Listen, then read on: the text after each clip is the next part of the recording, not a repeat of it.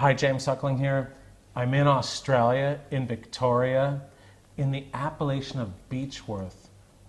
But a town's called Beechworth too, and one of the top producers is Julian Castagna, making beautiful wines with lots of flavor and richness, but at the same time so balanced and beautiful, beautiful acidity, Syrahs, or Shiraz as you call it here, also Sangiovese, blends, really fascinating wines, and they're biodynamic. They are. Yeah, tell me, I mean, is there a real Beechworth style? Or?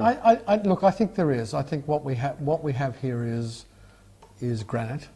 The soil is 600 million years old, because my wife has a friend who did the research for us, and so what you get is when the granite breaks down, once it's exposed to air, what you get is this wonderful minerality, and biodynamics helps with that, because what biodynamics does is allow what's in the land to speak, and it seems to me that everybody gets hung up about biodynamics, and they think about and they talk about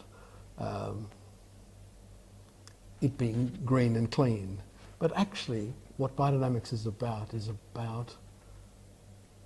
allowing the land to speak. And what we wanted was, we're very fortunate. We have a wonderful piece of land.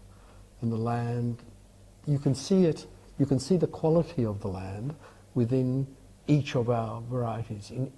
Even though they taste different, they have many of the same characteristics. They have the characteristics of the minerality of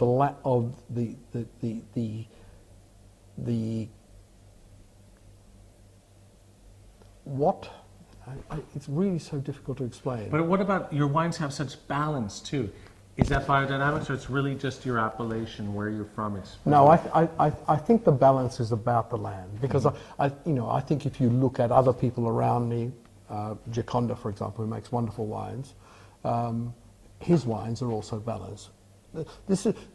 My opinion is that Beechworth will one day be recognised as one of the great areas of Australia.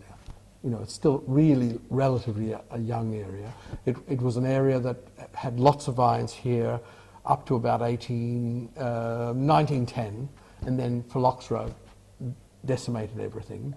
And then really from about the early 80s, people are coming back. And we have, I think that the important varieties here are Shiraz and Chardonnay and Sangiovese, and perhaps Nebbiolo. We're still looking at that, but certainly Shiraz, and which we call Syrah, because I want to differentiate it from what is generally known as Australian Shiraz.